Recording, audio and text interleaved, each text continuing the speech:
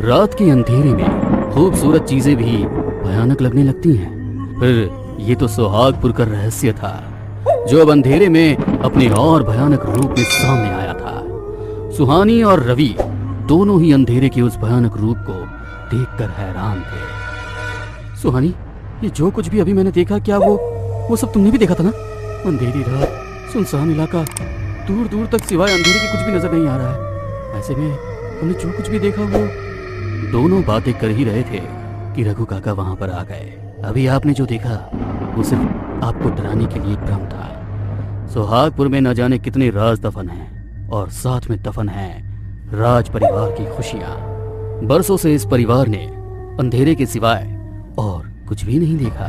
काका, आप ये सब क्या कह रहे हैं? मुझे कुछ भी समझ में नहीं आ रहा है। बेटा, तुम्हें शिकायत है ना कि तुम्हें राजा साहब ने अपने आप से दूर क्यों रखा। मैं भी एक बेटी का पिता हूँ, उनके दिल का हाल अच्छी तरह से समझ सकता हूँ। एक रात ऐसी नहीं बीती होगी जब उनकी आंख तुम्हें याद कर नम ना हुई हो। वो खुद को दुनिया का सबसे मजबूर पिता समझते थे। काका, आप पहेलियां बुझाए जा रहे हैं, बताइए ना आखिर क्या बात है। हंसते खेलते इस राज परिवार को काली की ऐसी नजर लगी कि सब कुछ खत्म हो गया। सुहागपुर शमशान बन चुका है। यहाँ पर जिंदा लाशें रहती हैं। जिंदा लाशें मतलब? आप हैरान हो? आपके सारे सवालों के जवाब मिलेंगे, आइए मेरे साथ। कहते हुए रघु आगे आगे जा रहा था। रवि और सुहानी उसके पीछे चलने लगे। महल से निकलकर वे लोग जंगलों में पहुंच गए। चारों तरफ नजर घुमाई तो वहां कोई नहीं था। फिर अंधेरे में चलता हुआ एक साया नजर आया। वो इस कदर आगे बढ़ रहा था मानो उसकी आंखें उस अंधेरे में देखने की अभ्यस्त हो। हाथ में छोटी टॉर्च लिए वो लोग आगे बढ़ते जा रहे थे। जंगल के बीचों बीच जो उन लोगों ने देखा वो किसी की भी रूह कपाने के लिए काफी था। बड़े से पेड़ पर कई सारी लाशें लटकी हुई थी, कुछ सड़ी हुई कंकाल बन चुकी थी। ये देख सुहानी की चीख निकल गई। रघु ने तुरंत उसके मुंह पर हाथ रखा और वो लोग दबे पैर महल वापस लौट आए। काका, अब ये मत कहना कि अभी जो कुछ भी मैंने देखा वो मुझे डराने के लिए रचाया गया मेरी आंखों का भ्रम था। बिटिया, वो तुम्हारी आंखों का भ्रम नहीं था बल्कि सुहागपुर की सच्चाई थी। इतनी सारी लाशें, आप लोगों ने पुलिस में कंप्लेन क्यों नहीं की? Police complain? उन लाशों में 3-4 लाश तो पुलिस वालों की ही थी। कुछ समय के बाद तो पुलिस वालों ने भी इस और ध्यान देना छोड़ दिया। अब तुम ही हमारी उम्मीद हो। मगर मैं ही क्यों? बिटिया, क्योंकि तुम रघु कुछ और कह पाता उसके पहले ही राजा साहब वहां पर आ गए और उन्हें देख रघु खामोश हो गया। रघु, हमने तुम्हें मना किया था ना कि बिटिया को कुछ भी नहीं बताना है। सुहागपुर को उसके हाल पर छोड़ दो। तुम्हारी जिद पर हमने एक बार बिटिया को यहाँ पर बुला लिया, मगर अब सुहानी कल तुम वापस यहाँ से जाओगी। मैं नहीं चाहता हूँ कि इस नर्क में तुम्हें कुछ भी हो। तुम मेरे पास मृदुला की आखिरी निशानी हो और मृदुला मेरा सच्चा प्यार। आपके प्यार ने ही तो सुहागपुर की ऐसी दशा करती है। वो आपकी जिंदगी में ना आती और ना ये सब कुछ होता। महाराज रघु, अपनी जुबान पर लगाम दो। खबरदार, इसके आगे अगर कुछ और भी कहा तो तुम्हारी चमड़ी खींच लूंगा।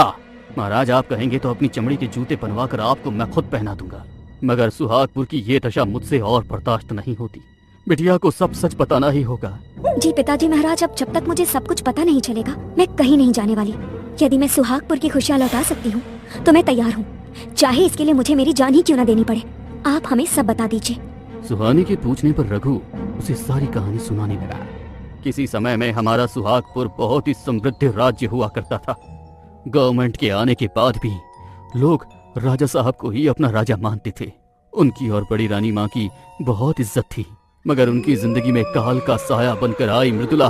मृदुला तो माँ का नाम था, हमारी माँ का, राजा साहब की पत्नी का। हाँ, वो राजा साहब की पत्नी थी, मगर दूसरी उन्होंने खुद की ही बहन का घर उजाड़ दिया। आपकी माँ यानी छोटी रानी साहिबा काला जादू जानती थी।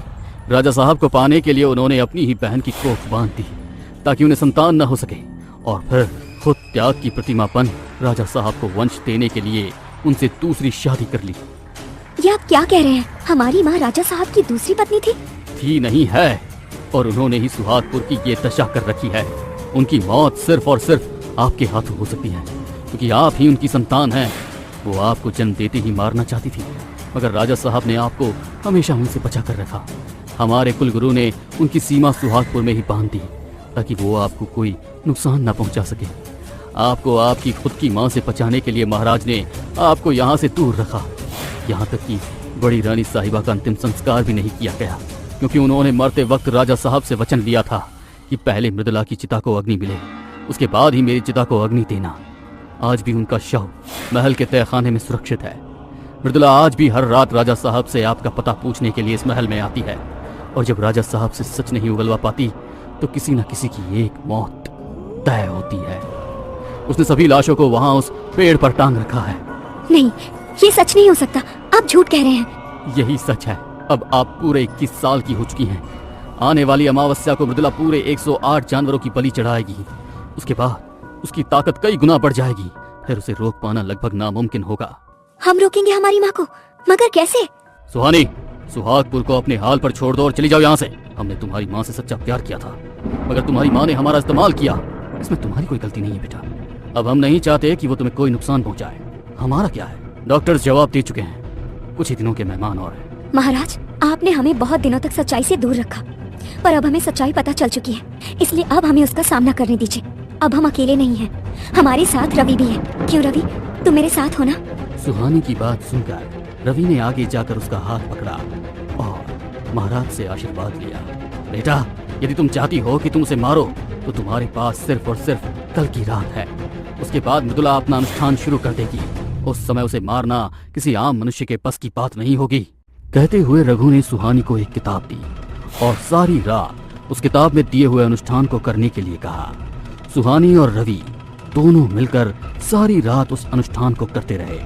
अगली सुबह जब उसका अनुष्ठान पूर्ण हो गया तो अनुष्ठान में रखी हुई तलवार चमकने लगी थी। रात को रवि और सुहानी रघु के साथ जंगल की तरफ बढ़ने लगे। सुहानी के हाथ में अनुष्ठान की तलवार थी। जंगल में जानवरों के रोने की आवाज साफ सुनाई दे रही थी। तभी उस पेड़ पर जहां पर सारी लाशें टंगी हुई थी, वहां वही औरत नजर आई जो उस रात महल की छत पर आई थी। उसने सुहानी पर हमला किया, मगर सुहानी उसके लिए तैयार थी। सुहानी ने तुरंत ही अपनी तलवार से उस पर वार किया। वो धुआं बनकर वहां से गायब हो गई। आपको अभी ऐसे कई सारे छलावों का सामना करना पड़ेगा। जंगल में जानवरों के रोने की आवाज आ रही थी। वो लोग अब उस पेड़ के पास पहुंच चुके थे जहां पर मृदुला भी मौजूद थी। आ गई मेरी बेटी सुहानी, बहुत वर्षों से मैंने तेरा इंतजार किया। अब तो तू पूरी 21 साल की हो गई है। मुझे पूरा यकीन था कि तू जल्दी आएगी। एक बार अपनी माँ के गले लग जा। कहते हुए वो जोर जोर से हंसने लगी और अपने हाथों को बढ़ाकर सुहानी को पकड़ने की कोशिश कर रही थी कि सुहानी ने उसके हाथों को काट दिया। उसके हाथों से खून बह रहा था। खून की बूंद जमीन में समाकर उसके जैसी और मृदुला को पैदा कर रहा था। सुहानी के आसपास ढेर सारी मृदुला खड़ी थी। उनके हंसने की आवाज से सबके कान फटने लगे थे। काका, ये सब क्या है? ये माया है बेटा, और कुछ नहीं। बस एक बार ठीक तरह से ध्यान लगा, तुझे अपनी माँ सामने नजर आएगी। सुहानी आंखें बंद करके माँ काली का स्मरण करना शुरू करती है। जैसे जैसे उसके मंत्र जाप चल रहे थे, नकली मृदुला गायब होने लगी। तू मुझे नहीं हरा सकती, तुझे मरना ही होगा। माँ तो अपने बच्चे की रक्षा के लिए क्या कुछ नहीं करती, और आप खुद मुझे मारना चाहती हैं? मेरे जिंदा रहने के लिए तेरा मरना जरूरी है। कहते हुए वो उसे मारने के लिए आगे आई तो पहले रघु ने उसे रोक लिया। रघु उसके वार से घायल हो गया। सुहानी तब तक सतर्क हो चुकी थी और उसने उस तलवार से अपनी माँ का गला काट दिया।